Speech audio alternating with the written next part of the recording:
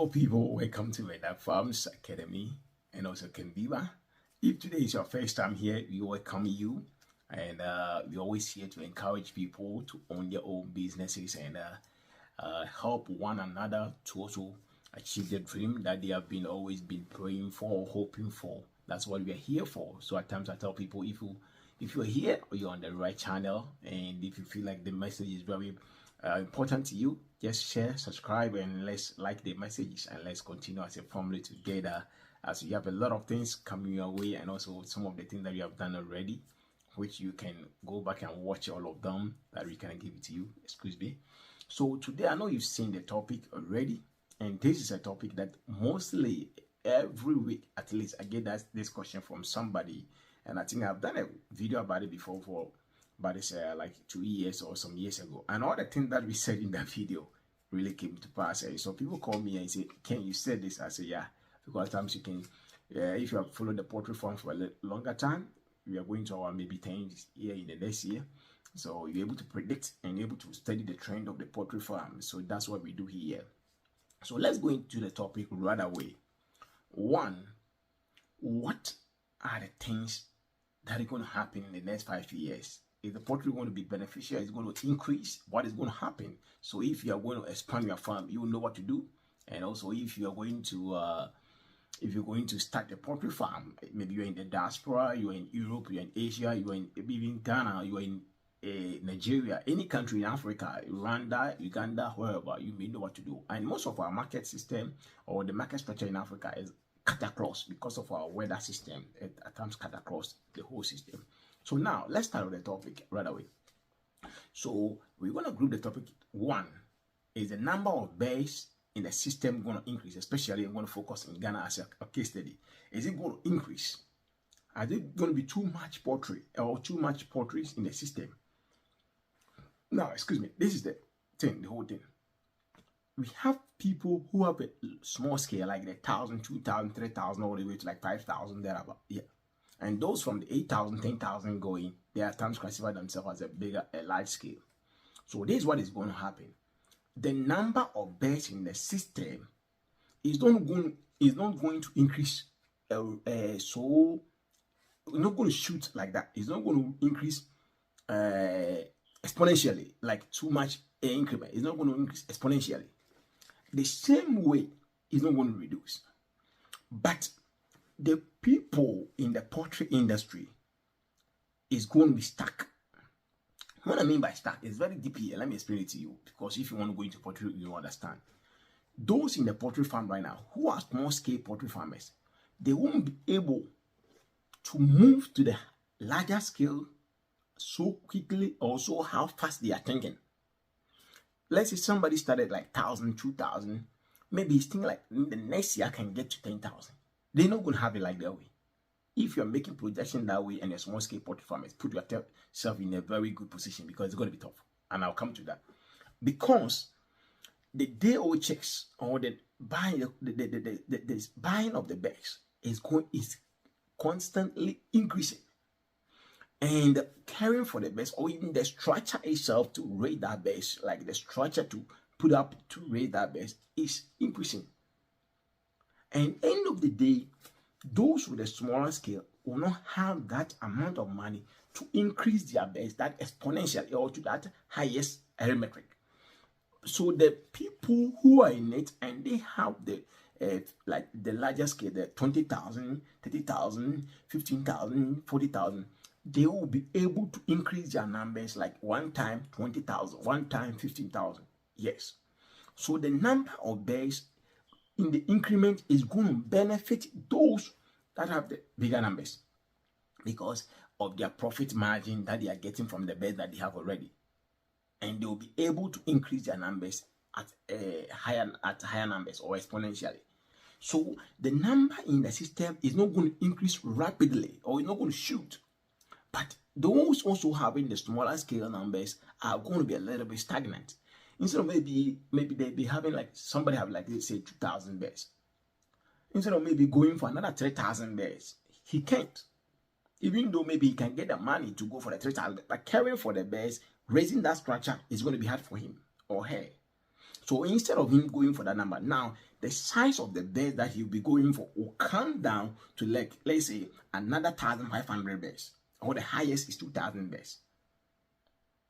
So it brings people who are already in it in a smaller scale to the position that they can move faster like how they want it. So in the next 5 years, that's what I'm saying. I'm not talking about the only 1 year or 2 years. So the next 5 years, the system of growth in the poultry industry is not going to grow so quickly as people see it, because of the capital structure, which has really increased in that margin. So it's going to keep people so to the linear movement. But those with a higher number, who are not also many in the system, like the 50,000, 100,000, 30,000, they will be able to shoot, like, okay, let me go for another 7,000, let me go for another 10,000. They will be able to shoot, but they are not also a lot of them in the system. So the market will become linear growth. I know you get into what I'm saying now. Now, so what that is going to be the growth pattern when you study for the next 5 years, because some of us, we make the feed, or we sell the feed, we import the day-old chicks, all of the sectors we are into it. We sell some of the poultry drugs, so I can always know how the things the market is always flowing. So that is one sector. So when it comes to the day-old chicks, or when it comes to the number of beds, that's going to be system. Now, what about the buying of eggs? Is the system going to crash? When you see how the system is going to go, the egg market is not going to crash. Even if anything happen, because it's a market, you can't say right away like nothing is going to happen to it. Even apart from maybe let's say COVID time, which is nobody can control such systems. But in the normal marketing structure, even if something happened, as compared to 2 years ago, where market crashed like maybe 3 months, and there's too much eggs in the system, this time it won't crash even more than a month. Even if it crashes, it won't go more than a month, and the system will restructure itself to come back. Why is it going to be so? Because as I said earlier, there's not going to be too much small scale in the system where people will be producing 1,000, 5,000, 2,000, 3,000, so that egg will be so much influx on the market. No, because a little of 2,000 beds, 1,000 beds is going to be a little bit low, which is going to grow at linear speed, and demanding of the eggs is still going to increase because of other meat sources, which is going down. I can't go much into this too deep. Other source of meat, people go into farm from some years back, and they can get meat easily.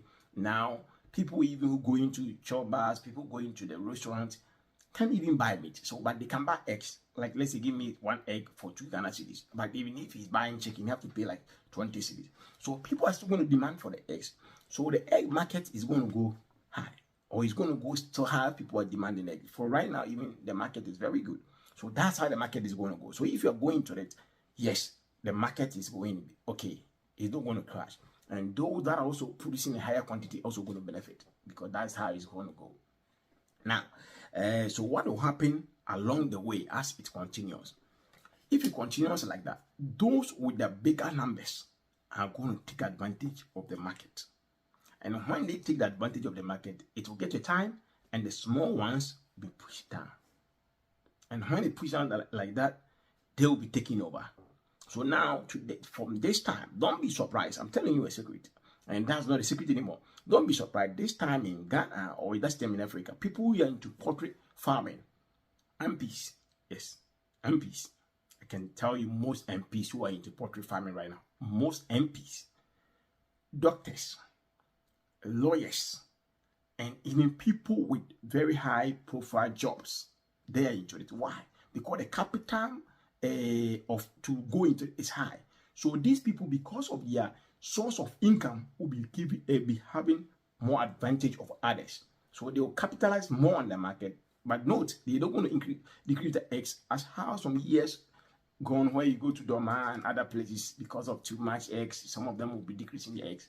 Now, they can't, because there's not too much in the system, and the demand is there. So they'll keep on with the price as everybody is also demanding. So the market is there. If you want to go into it, the market is there. And one day I'll come back and tell you the best area to establish a poultry farm. If you're not like, oh, I want to go into my hometown, and you're focusing about more business sector, then let me just even say, but I'll come back and tell you more deep into it. Is Volta region, Northern region. but each of them also have its disadvantage over there, which I have to say, I have to come back to tell you more. Because if you go to the northern region, market is there, but it has a disadvantage over there. Volta, market is there, but disadvantage over there. Greater Accra, every place, I'll tell you, when you want to establish a poultry farm over there, the disadvantage that comes with it. And I will be doing that video and it will come your way. Now, as I said, so the market is not going to crash. Let's come to the feed. What is going to happen to poultry feed in the next 1, 2, 3, 4, 5 years? What is going to happen into poultry feed is that, let's see, what are the poultry feed? We have the concentrate, the maize, the soya. The concentrate is all the product, the methane lines, all the things they put together. So what is going to happen in the 1 year that is ahead of us, or the next 1, 2 years? Maize, especially in Ghana, is not going to increase so highly as compared to the last 2 years.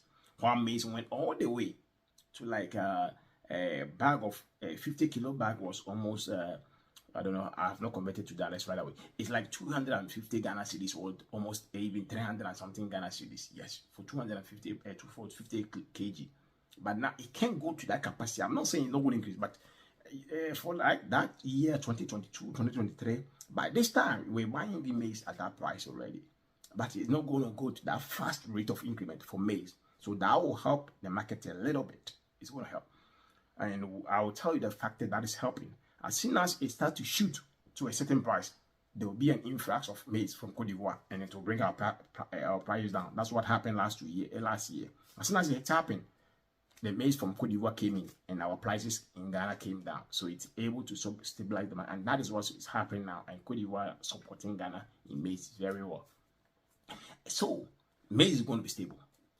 The two products that is going to increase in the next 1 year, 2 years, until something is done with the political arena, is concentrate and soya meal. Because the concentrate is imported. And even if it is made in Ghana, I mean, the concentrate that they make, you can have the kujis, you can have, some of us, we do our own pre-made feed to sell.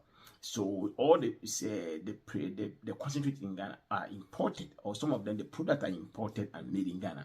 And these products are increasing. Why? Because of the exchange rate that's going on. So the concentrate will continue increasing.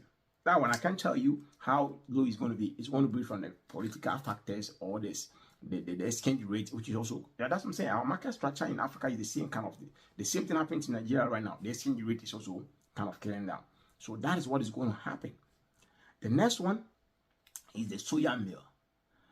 Until we understand we can use the local soya meal, or until we have people can produce more in Ghana soya meal for us to use it, the prices are still going to increase because it's also imported. The bigger soya meal in Ghana is imported. I don't want to say any name, but they are also imported into Ghana. And at the end of the day, it is going to be imported, the same exchange rate. So the higher the money is going, the higher we do it.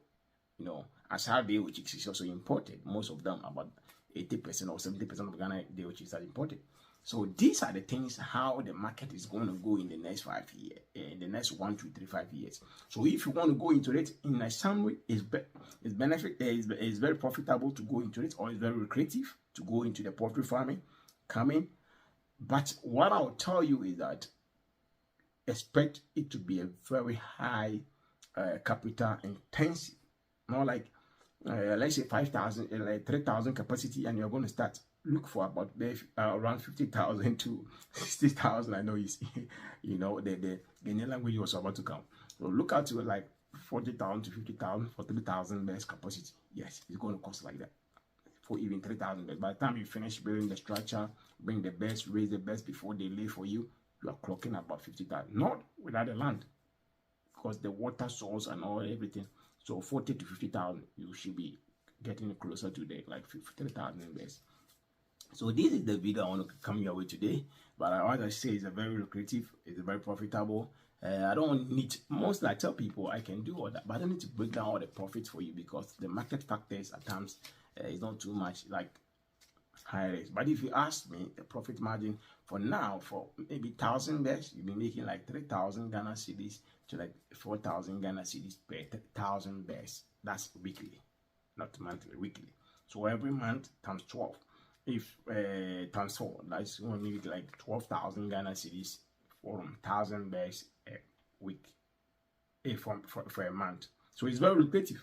But with that being said, all factors must be considered, because death, disease, and all that.